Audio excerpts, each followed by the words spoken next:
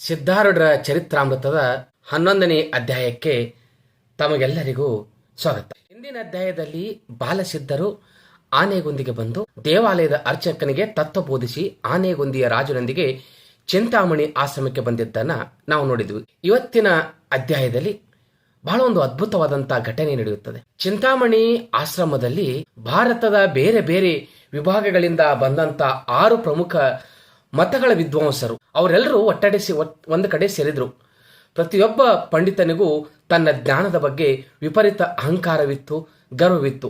ನಾನೇ ಶ್ರೇಷ್ಠ, ನನ್ನ ತತ್ವವೇ ಶ್ರೇಷ್ಠ ಅಂತ ಆ ಭಾವನೆ ಅವರ ಹತ್ರ ಇತ್ತು. ಆಶ್ರಮದ ಸ್ವಾಮೀಜಿಗಳ ಸಮ್ಮುಖದಲ್ಲಿ ಆತ್ಮ ಅಂದರೆ ಏನು, ಮನುಷ್ಯನ ನಿಜವಾದ ಸ್ವರೂಪ ಯಾವುದು ಅನ್ನುವ ವಿಷಯದ ಮೇಲೆ ಒಂದು ಮಹಾ ವಿವಾದವೇ ನಡೆದು ಹೋಗಿತ್ತು. ವಿಡಿಯೋ ಕೊನೆಯವರೆಗೂ ನೋಡಿ, ಬಹಳ ಸುಂದರವಾದಂತ ಈ ಚರ್ಚೆ. ವಿದ್ವಾಂಸರು ಏನೇನು ವಾದ ಮಾಡಿದ್ರು, ಬಾಲಸಿದ್ಧರು ಅವರಿಗೆ ಹೇಗೆ ಬುದ್ಧಿ ಕಲಿಸಿದ್ರು ಅನ್ನೋದನ್ನ ಬಹಳ ಸರಳವಾಗಿ ನಾನು ನಿಮಗೆ ಹೇಳುವ ಪ್ರಯತ್ನವನ್ನ ಮಾಡ್ತೀನಿ. ದೇಹ ಮತ್ತು ಇಂದ್ರಿಯಗಳೇ ಆತ್ಮ ಎಂಬ ವಾದ. ಮೊದಲಿಗೆ ಚಾರ್ವಾಕ ಮತದ ಪಂಡಿತ ಎದ್ದು ನಿಂತು, ನಾವು ದಿನನಿತ್ಯ ನಾನು ಗಂಡಸು, ನಾನು ಹೆಂಗಸು, ನಾನು ಬಲಶಾಲಿ ಅಂತ ಶರೀರವನ್ನು ನಾವೆಂದು ಕರೆಯುತ್ತೇವೆ. ಕಣ್ಣಿಗೆ ಕಾಣುವ ಈ ದೇಹವನ್ನು ಸುಖವಾಗಿ ಇಟ್ಟುಕೊಳ್ಳುವುದೇ ನಿಜವಾದ ಸ್ವರ್ಗ. ಶರೀರದ ಸುಖವೇ ನರಕ ಮತ್ತು ಸಾವೇ ಮುಕ್ತಿ. ದೇಹ ಬಿಟ್ಟು ಬೇರೆ ಆತ್ಮ ಇಲ್ಲ ಅಂತ ಆತವಾದ ಮಾಡ್ತಾನೆ. ತಕ್ಷಣ ಮತ್ತೊಬ್ಬ 2ನೇ ಪಂಡಿತ ನೈಯಾಯಿಕನು ಎದ್ದು ನಿಂತು ಅವನು ವಾದ ಪ್ರಾರಂಭ ಮಾಡ್ತಾನೆ. ದೇಹ ಕೇವಲ ಮರದ ಕೊರಡಿನಂತೆ ಜಡವಾಗಿದೆ. ನಾವೆಲ್ಲರೂ ನನ್ನ ಕಾಲು, ನನ್ನ ಕೈ, ನನ್ನ ಶರೀರ ಅಂತ ಅಂತೀವಿ ಹೊರತು ನಾನೇ ಶರೀರ ಅಂತ ಅನ್ನಲ್ವಲ್ಲ. ನೋಡುವ ಕಣ್ಣು, ಕೇಳುವ ಕಿವಿ, ಮುಟ್ಟುವ ಚರ್ಮ, ಈ ಇಂದ್ರಿಯಗಳೇ ನಿಜವಾದ ಆತ್ಮ ಅಂತ ಆತ ಪ್ರತಿಪಾದನೆ ಮಾಡದ. ಪ್ರಾಣ ಮತ್ತು ಮನಸ್ಸಿನ ವಾದ. ಇದನ್ನ ಕೇಳಿ 3ನೇ ಪಂಡಿತ ಎದ್ದು ನಿಂತು ಅವನು ಹೇಳ್ತಾನೆ, ಕಣ್ಣು ಕಿವಿ ಹಾಳಾದರೂ ಕೂಡ ಈ ಮನುಷ್ಯ ಬದುಕಿರ್ತಾನೆ. ಅವು ಮನುಷ್ಯನಿಗೆ ಬೇಕೆಂದು ಅಂತ ಏನಿಲ್ಲ, ಮುಖ್ಯವಾಗಿ ಅವು ಇರದೇ ಇದ್ರೂ ಬದುಕ್ತಾನೆ. ಆದರೆ ಪ್ರಾಣ ಹೊರಟು ಹೋದರೆ ಆ ಕ್ಷಣವೇ ಆತ ಹೆಣವಾಗ್ತಾನೆ. 4ನೇ ಪಂಡಿತ ಎದ್ದು ನಿಂತು ಮತ್ತೆ ಕೇಳ್ತಾನೆ, ಇನ್ನೊಬ್ರು ಹೇಳ್ತಾನೆ, ಪ್ರಾಣ ಕೇವಲ ಗಾಳಿ, ಗಾಢ ನಿದ್ರೆಯಲ್ಲಿರುವಾಗ ಮೂಗಿನ ಉಸಿರಾಟ ನಡೀದೇ ಇರುತ್ತಲ್ಲ.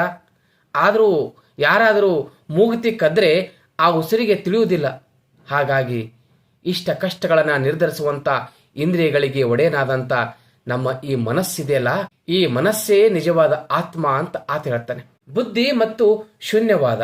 ಮುಂದೆ ಮತ್ತೊಬ್ಬ ಪಂಡಿತ ಎದ್ದು ನಿಂತು ಆತ ತನ್ನ ವಾದವನ್ನು ಮಾಡ್ತಾನೆ. ಬೌದ್ಧ ಪಂಡಿತ ಅಂತ ಅಂದ್ರೆ ಬುದ್ಧಿ ಪಂಡಿತ ಅಂತ. ಮನಸ್ಸಿನಲ್ಲಿ ಕಾಮಕ್ರೋಧಗಳಿರುತ್ತವೆ. ಧ್ಯಾನ ಮಾಡಿದಾಗ ಮನಸ್ಸು ಬುದ್ಧಿಯಲ್ಲಿ ಲಯವಾಗ್ತದೆ. ದೀಪದಂತೆ ಎಲ್ಲವನ್ನ ಬೆಳಗುವ ಬುದ್ಧಿಯೇ ಆತ್ಮ ಅಂತ ಎಂದ. ಮತ್ತೊಬ್ಬ ಪಂಡಿತ, ಬುದ್ಧಿಯೂ ಬದಲಾಗ್ತಾ ಇರ್ತದಲ್ಲ, ಗಾಢ ನಿದ್ರೆಯಲ್ಲಿದ್ದಾಗ ನಮಗೆ ಏನೂ ತಿಳಿಯುವುದಿಲ್ಲ. ಆದ್ದರಿಂದ ಎಲ್ಲವೂ ಇಲ್ಲವಾದಂತ ಶೂನ್ಯವೇ ಪರಮತತ್ವ ಅಂತ ವಾದ ಮಾಡ್ತಾನೆ. ಹೀಗೆ 6 ಜನ ಪಂಡಿತರು ತಮ್ಮ ತಮ್ಮ ವಾದವೇ ಸರಿ ಅಂತ ಜಗಳವಾಡ್ತಾ ಸಭೆಯಲ್ಲಿ ಗೊಂದಲ ಸೃಷ್ಟಿ ಮಾಡಿದ್ರು. ಸಿದ್ಧರ ಪ್ರವೇಶ ಆನೆಯ ದೃಷ್ಟಾಂತ. ಇದೆಲ್ಲವನ್ನ ಶಾಂತವಾಗಿ ಗಮನಿಸ್ತಾ ಇದ್ದಂತ ಬಾಲಸಿದ್ಧರು ಮಂದಹಾಸ ಬೀರುತ್ತಾ ಎದ್ದು ನಿಂತರು. ಸಣ್ಣ ಹುಡುಗರು ಜಗದ್ಗುರು ಗಜದಂಡರನ್ನ ಮನದಲ್ಲೇ ಸ್ಮರಿಸಿ ಆನೆಗೊಂದಿಯ ರಾಜನಿಗೆ ಒಂದು ಸುಂದರ ದೃಷ್ಟಾಂತವನ್ನು ಹೇಳಿದ್ರು. ರಾಜರು ಅಲ್ಲಿ ಕುಂತಿರ್ತಾರೆ, ಪಂಡಿತರು, ಆಶ್ರಮದ ಮುಖ್ಯಸ್ಥರು ಮತ್ತು ರಾಜರು ಅಲ್ಲಿ ಬಂದಿರ್ತಾರೆ. ಮಹಾರಾಜರೇ, ಹುಟ್ಟು ಕುರುಡರ ಗುಂಪೊಂದು ಆನೆಯನ್ನ ನೋಡಲು ಹೋಯ್ತಂತೆ. ಒಬ್ಬ ಕುರುಡ ಆನೆಯ ಕಾಲನ್ನ ಮುಟ್ಟಿ ಇದು ಕಂಬ ಅಂತ ಅಂದತ್ತೆ. ಇನ್ನೊಬ್ಬ ಕಿವಿಯನ್ನು ಮುಟ್ಟಿ ಅಲ್ಲ ಅಲ್ಲ ಇದು ಧಾನ್ಯ ತೂರುವ ದೊಡ್ಡ ಮೊರ ಅಂದಂತೆ. ಮತ್ತೊಬ್ಬ ಬಾಲವನ್ನು ಮುಟ್ಟಿ ಇಲ್ಲ ಅಲ್ಲ ಇದು ಹಗ್ಗ ಅಂದಂತೆ. ಮತ್ತೊಬ್ಬ ತಾನು ಮುಟ್ಟಿದ್ದೇ ಪೂರ್ಣ ಆಣೆ ಅಂತ ಜಗಳವಾಡದ. ಕಣ್ಣಿದ್ದವನು ಅವರವರ ಮೂರ್ಖತನವನ್ನ ನೋಡಿ ನಕ್ಕು ಬಿಟ್ರಂತೆ. ಈಗ ಈ ಪಂಡಿತರ ಸ್ಥಿತಿಯು ಅದೇ ಆಗಿದೆ ಮಹಾರಾಜರೇ. ನಮ್ಮ ಶರೀರದಲ್ಲಿ ಪಂಚಕೋಶಗಳಲ್ಲಿ ಒಂದೊಂದನ್ನ ಹಿಡಿದುಕೊಂಡು ದೇಹವೇ ಆತ್ಮ, ಪ್ರಾಣವೇ ಆತ್ಮ, ಮನಸ್ಸೇ ಆತ್ಮ ಅಂತ ಕಲ್ಪನೆ ಮಾಡಿಕೊಂಡು ಬಡದಾಡ್ಕೊಳ್ತಾ ಇದ್ದಾರೆ ಇವರು ಅಂತ ಸಿದ್ಧಾರ್ಢರು ಹೇಳಿದ್ರು. ಸಚ್ಚಿದಾನಂದ ಆತ್ಮನ ನೈಜ ಸ್ವರೂಪ. ಸಿದ್ಧರು ಮುಂದುವರೆದು ಹೇಳ್ತಾರೆ, ಗಾಢ ನಿದ್ರೆಯಿಂದ ಎದ್ದ ಪ್ರತಿಯೊಬ್ಬ ಮನುಷ್ಯನು ನಾನು ಏನೂ ಅರಿಯದೆ ನೆಮ್ಮದಿಯಾಗಿ ಮಲಗಿದ್ದೆ ಅಂತ ಹೇಳ್ತಾನೆ. ಏನೂ ಇಲ್ಲದ ಕತ್ತನೆಯನ್ನ ಅರಿತ ಕಾರಣ ಅವನ ಚಿತ್ ಜ್ಞಾನ ಸ್ವರೂಪಿ. ನೆಮ್ಮದಿಯಾಗಿದ್ದೇನೆ ಎಂಬ ಕಾರಣಕ್ಕೆ ಅವನು ಆನಂದ ಸ್ವರೂಪಿ. ನಾನಿದ್ದೇನೆ ಎಂಬ ಕಾರಣ ಅವನು ಎಂದಿಗೂ ಅಳಿಯದ ಸತ್ ಶಾಶ್ವತ ಸೂರ್ಯನಿಗೂ ಮೋಡಗಳು ಕವಿದಂತೆ. ನಮ್ಮೊಳಗಿರುವ ಈ ಸಚ್ಚಿದಾನಂದ ಆತ್ಮನಿಗೆ ದೇಹ, ಇಂದ್ರಿಯ, ಪ್ರಾಣ, ಮನಸ್ಸುಗಳು ಆವರಿಸಿಕೊಂಡಿವೆ. ಇವೆಲ್ಲವೂ ಕೇವಲ ಹೊರಗಿನ ಕವಚಗಳೇ ಹೊರತು ಇವು ಆತ್ಮನಲ್ಲ. ಈ ಎಲ್ಲ ಕವಚಗಳನ್ನು ಮೀರಿ ನಿಂತಿರತಕ್ಕಂಥ ಶುದ್ಧ ಚೈತನ್ಯವೇ ನಾವಾಗಿದ್ದೇವೆ ಅಂತ ಸರಳವಾಗಿ ಸಿದ್ಧರು ಬೋಧಿಸಿದರು. ಸಿದ್ಧಾರೂಢರ ಈ ಮಾತನ್ನ ಕೇಳಿದಂಥ ಆ ಪಂಡಿತರು ನೆರೆದಿದ್ರಲ್ಲ, 6 ಜನ ಪಂಡಿತರ, ಮಹಾನ್ ಪಂಡಿತರ ಅಹಂಕಾರ ಕರಗೋಯಿತು. ಆಶ್ರಮದ ಹಿರಿಯ ಸ್ವಾಮಿಗಳು ಸಿದ್ಧರಿಗೆ ವೇದಾಂತ ಕೇಸರಿ ಅಂತ ಬಿರುದನ್ನು ನೀಡಿ ಗೌರವಿಸಿದರು.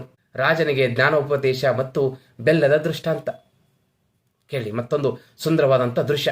ಈ ಅದ್ಭುತ ದೃಶ್ಯವನ್ನು ನೋಡಿದಂಥ ಆನೆಗೊಂದಿಯ ರಾಜ ರೋಮಾಂಚನಗೊಂಡು ಸಿದ್ಧರನ್ನ ರಾಜ ಮರ್ಯಾದೆಯಿಂದ ಅರಮನೆಗೆ ಕರೆದೊಯ್ದ.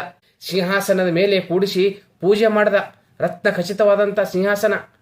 ಗುರುದೇವ, ನಾನಾರಂಭ ಸತ್ಯವನ್ನು ನನಗೆ ತಿಳಿಸಿಕೊಡಿ ಅಂತ ಪ್ರಾರ್ಥಿಸಿಕೊಂಡ. ಆಗ ಸಿದ್ಧರು, ರಾಜನೇ, ಅಂಗಡಿಯಲ್ಲಿ ಬೆಲ್ಲದಿಂದ ಆನೆ, ಕುದುರೆ, ಗೊಂಬೆ ಮುಂತಾದ 106 ಆಕಾರಗಳನ್ನು ಮಾಡಿರ್ತಾರೆ. ನೋಡುವರ ಕಣ್ಣಿಗೆ ಆಕಾರಗಳು ಬೇರೆ ಬೇರೆಯಾಗಿ ಕಂಡರೂ ತಿಂದು ನೋಡಿದಾಗ ಎಲ್ಲವೂ ಅವು ಬೆಲ್ಲವೇ ಆಗಿರುತ್ತದೆ. ಹಾಗೆಯೇ ಈ ಜಗತ್ತಲ್ಲಿ ನಾನಾ ರೂಪಗಳಲ್ಲಿ ಕಾಣುವ ನೀನು, ನಾನು, ಪ್ರಾಣಿ, ಪಕ್ಷಿ ಪ್ರತಿಯೊಂದು ಒಂದೇ ಪರಮಾತ್ಮನ ಸ್ವರೂಪ. ದೇಹ ನಾನು ಎಂಬ ಭ್ರಮೆಯನ್ನು ಬಿಟ್ಟು ಎಲ್ಲರಲ್ಲೂ ಪರಮಾತ್ಮನನ್ನೇ ಕಾಣುವುದು ಎಂಬುದೇ ತತ್ವಮಸಿ ಮಹಾವಾಕ್ಯದ ಸಾರವನ್ನು ತಿಳಿಸಿ ಹೇಳಿದರು. ಸಿದ್ಧರ ಈ ಉಪದೇಶದಿಂದ ರಾಜನ ಎಲ್ಲ ಸಂಶಯಗಳು ದೂರವಾಗಿ ಅಖಂಡ ಜ್ಞಾನೋದಯವಾಯಿತು. ರಾಜನು ಕಣ್ಣೀರು ಸುರಿಸುತ್ತಾ ಸಿದ್ಧರ ಪಾದಗಳಿಗೆ ಸಾಷ್ಟಾಂಗ ನಮಸ್ಕಾರ ಮಾಡಿ ಮಂಗಳಾರತಿ ಮಾಡಿ ಬೆಳಗಿದನು. ಸಿದ್ಧರು ರಾಜನನ್ನ ಆಶೀರ್ವದಿಸಿ ಪುನಃ ಚಿಂತಾಮಣಿ ಆಶ್ರಮಕ್ಕೆ ಮರಳಿದ್ರು. ಶ್ರೀ ಸಿದ್ಧಾರೂಢರ ಚರಿತ್ರಾಮೃತದ 11ನೇ ಅಧ್ಯಾಯದ ಈ ದಿವ್ಯ ಸಂದೇಶ, ನಾವೆಲ್ಲರೂ ದೇಹವಲ್ಲ ಅಮೃತ ಸ್ವರೂಪರಾದಂಥ ಆತ್ಮರು ಅಂತ ಹೇಳಿದಂಥ ಈ ವಿಡಿಯೋ ತಮಗೆ ಇಷ್ಟವಾಗಿದ್ದರೆ ದಯವಿಟ್ಟು ನನ್ನ ಚಾನಲ್ ಸಬ್ಸ್ಕ್ರೈಬ್ ಮಾಡಿ. ಮತ್ತೆ ಮುಂದಿನ ವಿಡಿಯೋದಲ್ಲಿ ಮತ್ತೊಂದು ವಿಡಿಯೋದೊಂದಿಗೆ ಭೇಟಿಯಾಗ್ತೀನಿ.